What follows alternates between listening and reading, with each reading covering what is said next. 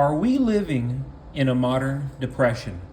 Good evening, folks, and welcome back to another episode of Silver Dad Knows. Remember, always live with no edits. If this is your first time here, hit that subscribe button now, as you're going to like what I'm about to say. So, right here to my left, I am featuring a very controversial coin, but a coin that is also adorned by many. So you're going to have half the people who might despise it, the other half are going to love it. But regardless, right here, we have a Donald Trump piece. And what I like about it most is the back, which shows off our Pledge of Allegiance. The 2016 U.S. presidential election was one of the wildest and most shocking in American history. The Republican primary of 2015 to 2016 boasted what was then the largest field of candidates, with the businessman Donald Trump emerging victorious from the crowded field. Though no one thought he could actually win the general election, Mr. Trump went on to surprise the nation with a strong victory. But as I said, hate him or love him, these pieces right here will always sell. They're always going to be in demand. And you don't like him? That's fine. You hold on to something like this, you can make money. That's all I'm saying. And yeah, Pledge of Allegiance. I really, really like that about this piece. And then I like how it's got that red coating on the outside. Very unique, very rare.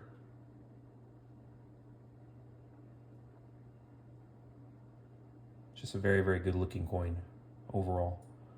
A lot of detail. And this actually comes from the Intaglio Mint, if you're not familiar, but they make some awesome pieces. And this is one of them right here.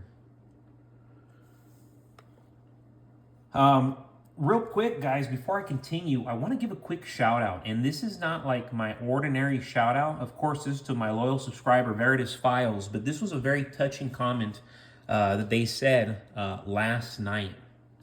It's difficult, if not impossible, to become a fully mature human being without the experience of marriage and fatherhood or motherhood. Alone, we are naturally selfish.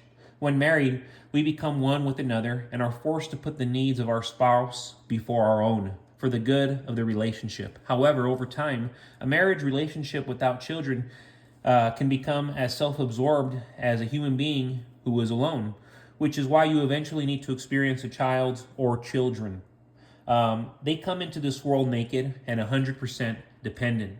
They need, cry, and need some more, but on their own time, regardless of what you're doing, you have to put them before yourself.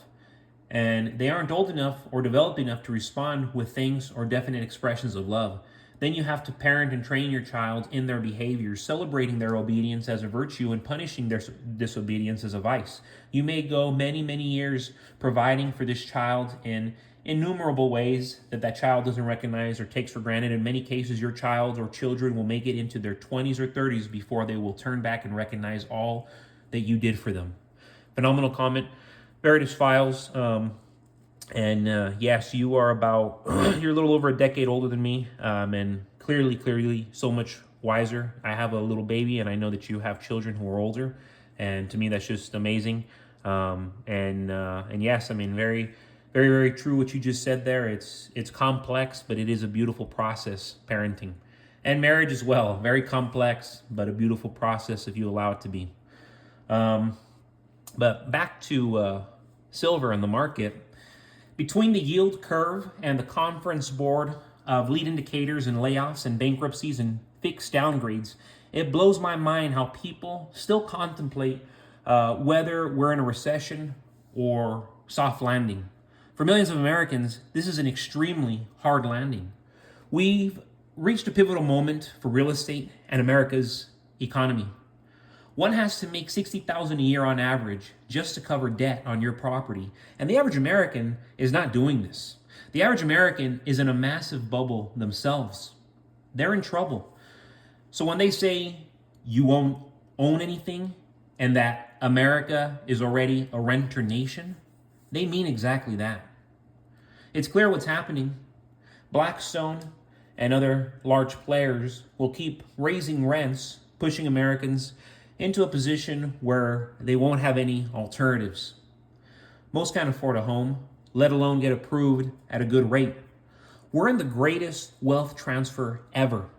17 trillion in wealth is still held by the middle class, and the middle class is getting squeezed harder and harder. As this happens, BlackRock, along with large corporations and smart investors, are seizing the opportunity. One of two things is going to happen.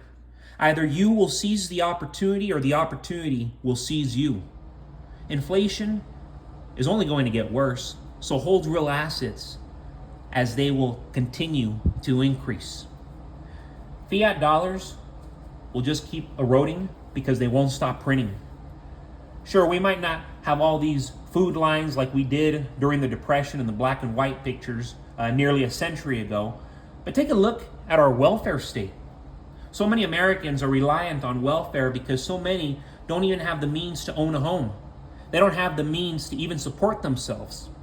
It's a modern depression that falls back on the welfare state and falls back on taxpayers and inevitably squeezes out the middle class. While this is surely a grim scenario, it is the unfortunate reality that we're living in as Americans. The tables have turned for us, and not in a good way. And we're already reaching the point where the opportunity for us to hedge ourselves against this storm, it's not going to be possible. So if you don't already have gold, you don't already have silver, you don't already have cryptocurrency, and then of course the essentials. You have medicine at home, you have water at home, you have firearms at home, you have a house, you have homes, you have real estate. With everything taking place right now, I'm willing to take a massive dive and probably buy another property, possibly a duplex or quadplex. Just thinking out there because I really feel like we're already there. If you're going to own real estate, it needs to be now. So right up here, just not to throw you off, up here I have a 1994 dime, and then right here to my right, 1964. So of course, this is not 90% silver. This one is. You see the lighting? You see the difference? Anyways, 1964 Roosevelt dimes were struck at the Philadelphia Mint and are the last struck in silver percent, and 90% silver.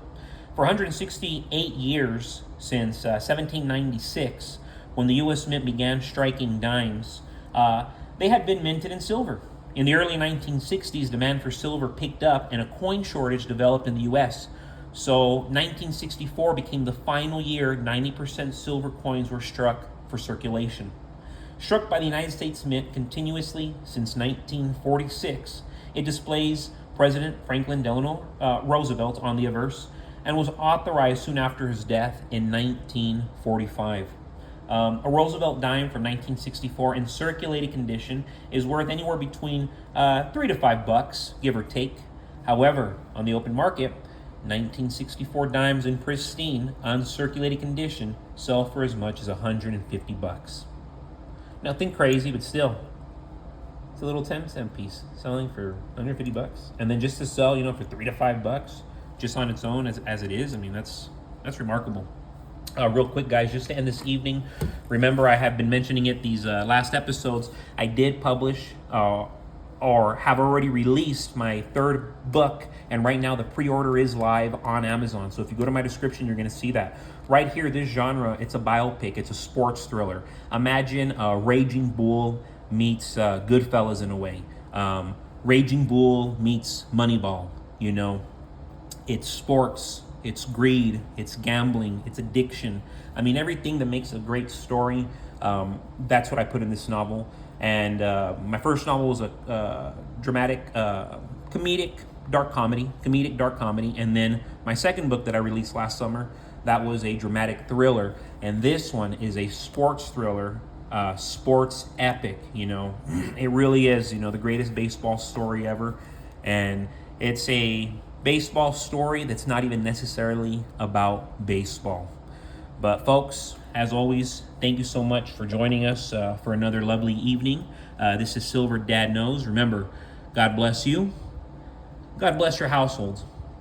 And as always, God bless America.